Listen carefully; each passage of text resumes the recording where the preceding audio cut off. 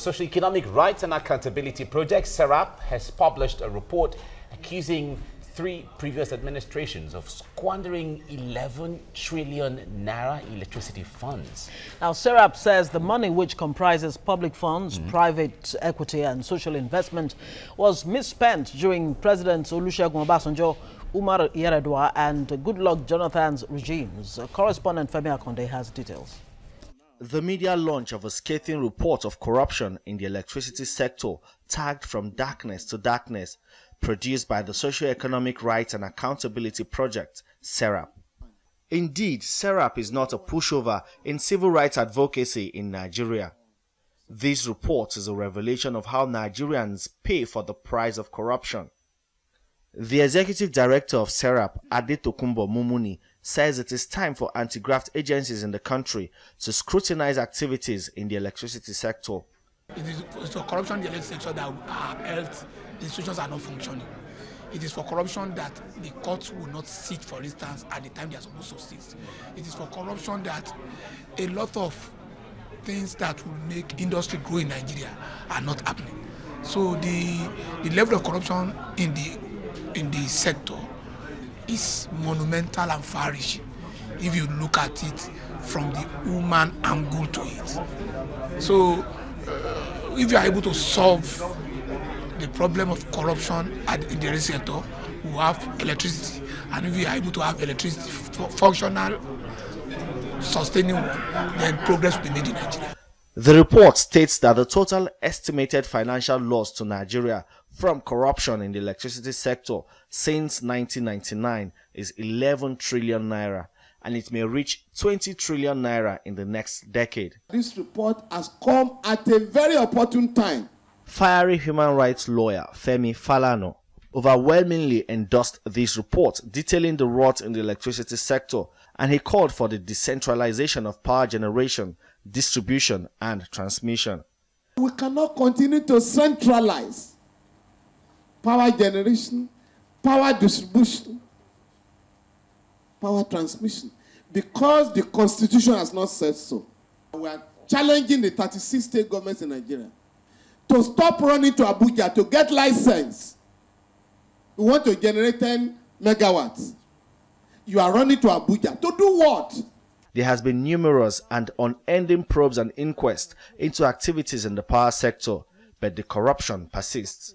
SERAP now says the National Assembly should publish widely and release the reports of all power sector related probes to the federal government and civil society organizations for necessary advocacies and prosecution by relevant agencies. Femi Akonde, TVC News, Lagos.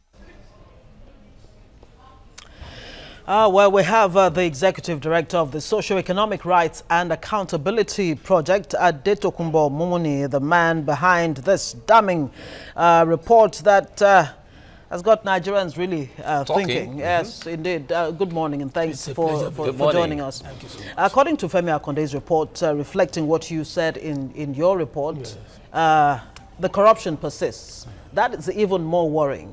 Under this administration that has zero tolerance for corruption, and with the privatization that's gone on in the power sector and, of course, the unbundling, you still see huge corruption going on in that sector. Thank you so much.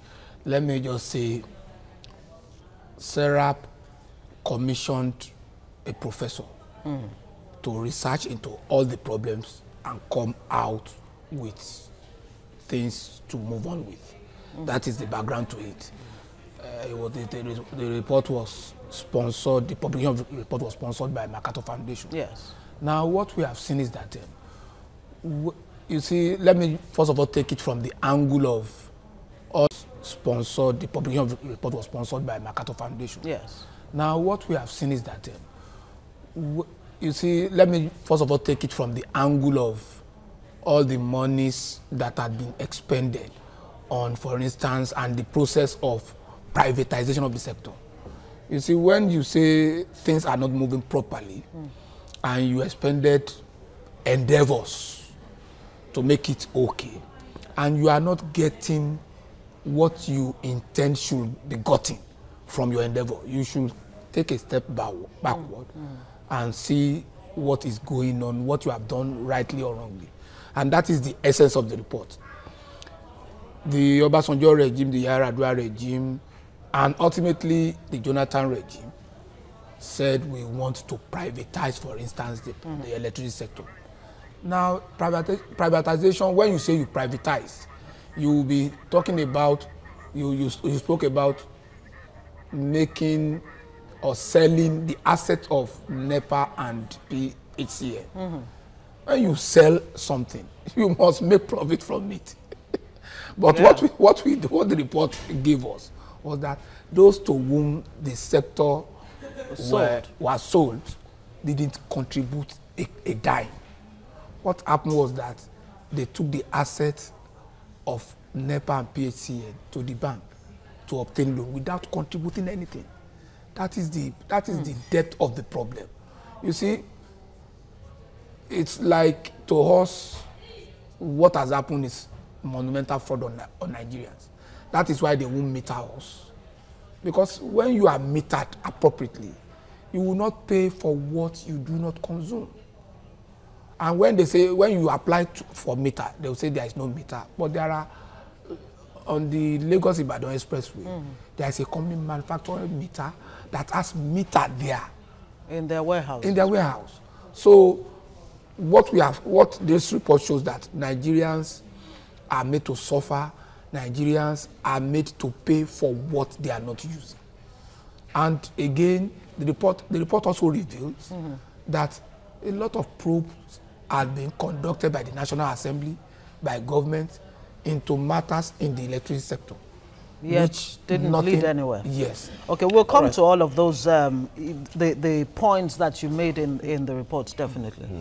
Now, let's still stay with this. This report has got a lot of Nigerians talking. Although, as I said yesterday, Renaud Mokri, the spokesperson for former President Goodluck Jonathan, came out to say, well, all those reports were not true, and all. I know you. Well, I know you. Let me just react to that. Okay. The report was not released to the public until Wednesday, when it was publicly presented. It says, Omokri said Serap did a shoddy work, but I also accuse him of intellectual laziness. He has not read the report.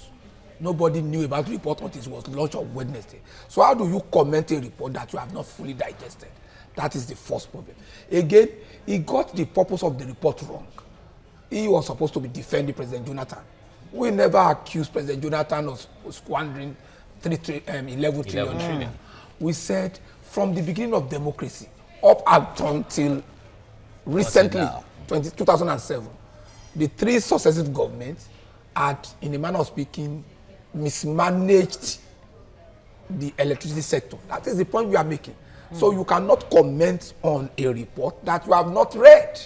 So the man just came out with a preconceived idea that Serap was attacking Jonathan, and that was the basis of his comment. It's unfortunate. Because he was saying that that the Freedom of Information Act was signed into law by Jonathan, and Serap was supposed to make use of it, as the case may be. He mentioned all of that. No. You see, there are problems that we have identified with Freedom of Information Act. We had made series of requests. They won't answer it until we go to court and we get judgment. That is one aspect of the matter. But the next thing is, you cannot be commenting on a thing that you don't know its content, unless the man wants to say he was privy to the content of the report before it was presented publicly. The thing was presented on Wednesday. So you cannot be commenting on a thing that you don't know the depth. And it's a 64-page report. Don't you think he would have had enough time to actually look at the report and come out with his observation? Let me tell you, the report was launched on Wednesday. Yes. It got into the press on Thursday. So I don't know. Okay. Yes. All right. So let's come to some of the points raised. The catalyst aiding corruption and impunity in the power sector. Yes. One, lack of effective monitoring and supervision. Yes. The top-down. That is symptomatic of Nigeria. The top-down model of electricity governance in Nigeria, and institutional decay, corrupt attitudinal disposition of officials and other players in the sector.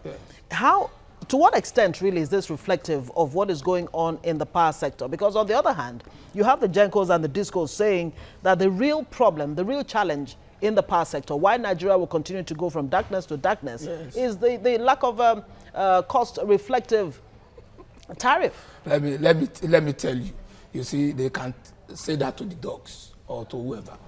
You see, you are supposed to do your due diligence before you can say, I want to take up something that is not properly functioning. So you cannot now start telling us that the rules should change after a football match has commenced. So what they should have done is do their due diligence so that they will know what they are entering into. And you see, all the promises that they signed, all the undertaking that they've taken on themselves are not being met. Part of the agreement was that they should meter all Nigerians so that Nigerians will pay for what they use. They are saying that they can. And the point made about lack of effective monitoring and supervision, does it mean that even after privatization, government just went to sleep and didn't bother to check exactly what these companies are doing? That is what report gave us. You see, when you say you are in a public space, managing public resources and materials, you have to be consistently up and doing. You see, when you say you privatize, you are also there to regulate and control and monitor those to whom you have sold a national asset. And we say from the report, it was not as if anything was sold. When you sell, you receive money. When you sell, you profit from the sale. That has not reflected so far from the time of sale up till now. What we have seen consistently is darkness to darkness. When you sell, you are supposed to make progress. You must have a conception of what there has to be progress from when you sold until now. But that has not happened. All right, now take us through what's the recommendation from SERAP now? With all of this findings? Thank you very much. In the report, we have recommendation to the Office of the Attorney General. We have recommendation to the EFCC and ICPC. The first issue is the various probe panel, for instance, conducted by the National Assembly. They should publish the report so that their findings. And findings, so that the appropriate anti-corruption agency will take it up from there. You see, when we say we institute a panel and there is no government view on the panel, then it goes to nothing, the law that I know. So once that is done, the appropriate anti-corruption agency will take it up. And we have to know really whether those people to whom the electricity sector was privatized, really contributed anything. It's so insulting. Our common patrimony will be given to politically exposed persons under the guise of privatization, and nothing makes progress. That is unfair. Now, speaking of the anti-corruption agencies, you wonder with this kind of alleged corruption that has gone on in the power sector, 11 trillion lost so far, and very soon, according to Professor Oke, Dr. Oke, it may get to 20 trillion in another couple of years. How did it get off the radar of the EFCC, or why was it not even on the radar of the EFCC in the first place, that it's not looked in that direction? The problem with that is symptomatic of the way we operate in Nigeria. We are not used to following things through and conclusively. It's affecting a lot of things, not only power sector. When we formulate a policy, the bottom line should be the people should be assigned to monitor the implementation of the policy. When we say there are anti-corruption agency, people should also be there to monitor the work of the anti-corruption agency, so that it doesn't appear as if a dialogue with the deaf, we say things, over a period of time we forget it, and the thing resurfaces, and we are just turning round, round. Now that you have recommendations, what steps are being taken now to ensure that there is a compliance with the recommendation? Now, fortunately for us, at the launch of the report, Mr. Osita Nwaja, the image maker of EFCC, was there to represent the acting chairman of the EFCC. And we told him, Mr. Fefa also told him that the EFCC should see this report as a public petition to the EFCC. A lot of, you see, the report is almost all-encompassing. I don't want to say all-encompassing. And if they look through and they read through, they will find those that we have identified as matters that were supposed to be investigated that has turned off the public radar. Now, so it is now for them to act on the content of the report. Nobody is saying willingly somebody must be jailed, but due process must be followed. Well, of Our course, money cannot be missing, and we say just like that. Just like that. Yes, indeed. The Nigerian Senate, not too long ago, actually questioned the opaqueness and lack of transparency in the privatization process of the report. The report confirmed it. Where exactly does SERAP stand? Are you saying that the whole process should even be cancelled, as some have even, went as far as saying, recommending? No. What we recommend, you see, the idea that a new regime comes, whatever the past regime has done must be jettisoned, I don't buy it. What we support is look critically into this privatization whole issue. Confirm whether transparency, propriety has been duly complied with. And if it has not, take the necessary action. That is what we are saying. We are not asking for a total cancellation of the deal, but it must be scrutinized so that we know what is what. That is so important.